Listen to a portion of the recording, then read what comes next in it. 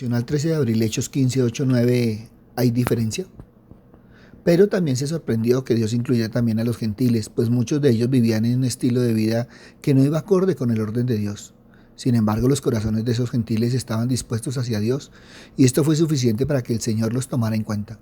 Pedro explicó que la salvación no viene por el cumplimiento perfecto de la ley, sino por la fe en Jesucristo. Esto no quiere decir que Dios haya hecho a un lado su ley, pues el orden de Dios sigue vigente, ya que es eterno y no cambia. Pero en lugar de demandar el cumplimiento de la ley antes de ser incluidos, debían aceptar que cualquiera podía ser incluido por fe y luego podía enderezar su camino aprendiendo a vivir como Dios manda, porque eso es bueno, pero no porque eso los salvara. Cuando los fariseos hablaban de la ley, no solo se referían a los primeros 5 libros de la Biblia, Génesis, Éxodo, Levítico, Números, Deuteronomio.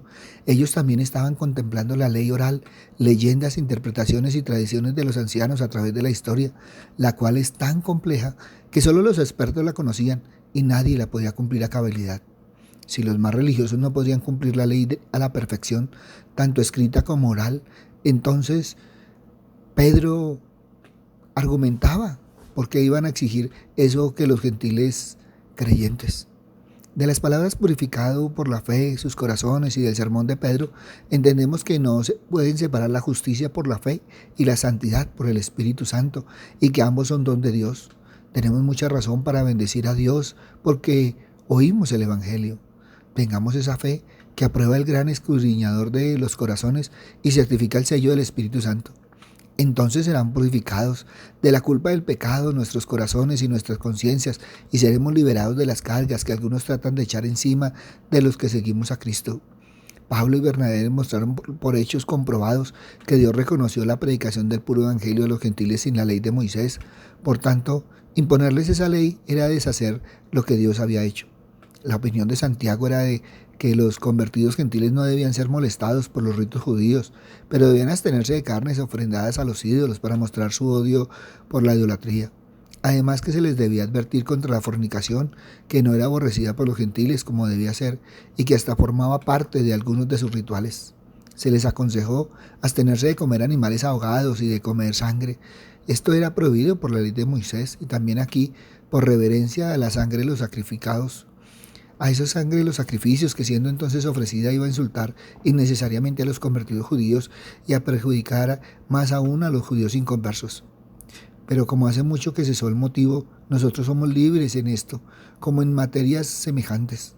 Los convertidos sean precavidos para que eviten toda apariencia de los males que antes practicaban o a los que probablemente sean tentados, y adviértaseles que usen la libertad cristiana con moderación y prudencia. El problema es que algunos que están enseñando mal están cargando requisitos humanos a lo que ya el Señor había establecido. Con esta enseñanza están diciendo que no es así la doctrina de la salvación. Implícitamente y ciegamente están predicando que el sacrificio de Cristo es insuficiente, que para ser salvos es necesario, además de la sangre de Cristo, hacer más de manera que se pueda garantizar esa salvación. Con Cristo entre nosotros y con el Espíritu Santo morando en nuestros corazones, ya no es necesaria la exigencia de la ley, pues es imposible su cumplimiento, tal como lo dice la Escritura, ni nuestros padres ni nosotros hemos podido llevar. El cumplimiento de la ley solamente era posible con la perfecta y completa santidad, y esto solo lo encontramos en el Señor Jesús. No existe hombre alguno cuya pecaminosidad se encuentra inherentemente a su naturaleza que pueda lograr tal cumplimiento, y la circuncisión era la señal del viejo pacto. Todo aquel que era circuncidado formaba parte del pueblo de Dios, pero ahora ya no vivimos en la ley sino en la gracia, y la señal de este nuevo pacto es el bautismo. Es el Espíritu Santo quien da testimonio en nuestro corazón de que somos salvos, de que hemos nacido de nuevo, que reconocemos que hemos pecado y hemos ofendido a un Dios santo, y es ese mismo Espíritu el que nos mueve a arrepentimiento y a reconciliarnos con nuestro Creador. No somos purificados por nuestras obras o por nuestra apariencia de santidad, somos purificados por la fe en Jesucristo. Es Él quien nos santifica, nos purifica, nos justifica delante de Dios. No somos nosotros con nuestras obras, acciones o actitudes. Que para ser salvos, la sangre preciosa de Cristo es completamente suficiente para limpiar todo nuestro pecado y hacernos aceptos delante del Padre, reconciliándonos con Él y dejándonos libres de la ira divina. Que es Él quien nos da un corazón nuevo para creer, convencernos de pecado, arrepentirnos acerca del dador de la vida, La mayoría de las divisiones son causadas por seguidores y dirigentes. Un dirigente poderoso reúne a algunos seguidores, rehúsa ceder incluso en los asuntos más pequeños y al poco tiempo hay una división. Casi todos los problemas en la iglesia no se deben a diferencias doctrinales, sino a distintos puntos de vista en asuntos prácticos. Si analizamos los contextos culturales actuales, nos daremos cuenta que la iglesia enfrenta problemas porque ha olvidado sus orígenes. ¿De qué nos sirve sacrificarnos haciendo ofrendas inútiles porque nos traerían algún dolor físico, pero no cambiarían nuestras vidas? ¿De qué nos sirve vestirnos para tener una imagen de piedad, pero nuestro corazón sigue con maldad? ¿De qué nos sirve pasar en largas horas de oración, en vigilias que duran toda la noche, o sacrificados ayunos que hasta nos producen desmayo, si seguimos viviendo en amargura de alma, con odio y afrenta a nuestro prójimo? La verdadera fe que agrada a Dios, aquella que nos mueve al arrepentimiento, al reconocimiento de nuestro pecado, a reconocer que debemos cambiar desde adentro, de lo profundo de nuestro corazón. La fe que nos lleva a ponernos a cuentas con el Señor, poniendo nuestro pecado delante de Él para que en su infinito amor y misericordia Él nos limpie, para que nos lave, nos purifique y nos haga libres del señorío del pecado en nuestra vida. Si así lo hiciéramos, gozaremos de toda bendición de lo alto y de los frutos maravillosos de la paz y el gozo en nuestros corazones, viviendo una vida de santidad, de amor a Dios y amor al prójimo, dando nuestro primer testimonio en nuestro primer ministerio, que es nuestra casa. Dios siempre nos está enseñando a repensar o a reconsiderar nuestra perspectiva sobre un tema particular. ¿Qué te está pidiendo Él que reconsideres en este preciso momento? ¿Será cómo tratas a un grupo de personas en particular, basándote en sus edades, grupo étnico o dónde vive? ¿De qué forma quiere Dios que seas diferente? ¿Comenzarás a cambiar ahora? Identifica un área en la que Dios quiere que reconsideres tu punto de vista. Dedica un tiempo durante esta semana a la palabra de Dios descubriendo sus principios sobre este tema. Decídete a tomar varios pasos prácticos en tu vida para cambiar tu perspectiva con respecto a ese tema. Ante esto, evalúa hoy, ¿hay diferencia?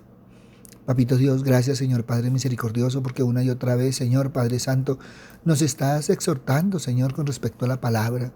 Papito Dios, hoy te pedimos, Señor Padre misericordioso, que miremos los contextos, Padre amado, que miremos, Señor, realmente cómo estamos viviendo, Padre misericordioso, y que miremos realmente con respecto a la palabra. Por eso, Padre bueno, hoy te ponemos en tus manos a todos aquellos, Padre misericordioso, que ponen tantas ordenanzas, Señor Padre amado, a todos aquellos que quieren vivir, Señor Padre misericordioso, respecto a sus preceptos y no a los preceptos de tu palabra, que aún siguen, Padre misericordioso, en el legalismo, Señor, poniendo sobre los hombros tantas ordenanzas, Señor, que ni siquiera ellos mismos cumplen, Señor Padre Santo. Apártanos, Señor, de los mandamientos de hombres, Señor Padre misericordioso, y haznos ver realmente tu palabra, Padre Santo. Papito Dios, por eso hoy te pedimos, Señor Padre misericordioso, que seas tú redarguyendo los corazones, Señor, poniendo el querer como el hacer, Señor Padre Santo, con respecto a tu palabra, que aprendamos a vivir, Señor Padre Santo, tus preceptos, Padre misericordioso, y a mirar, Señor Padre amado, que no hay diferencia, Padre misericordioso, sino que hay fe, hay compromiso, hay testimonio, Padre bueno.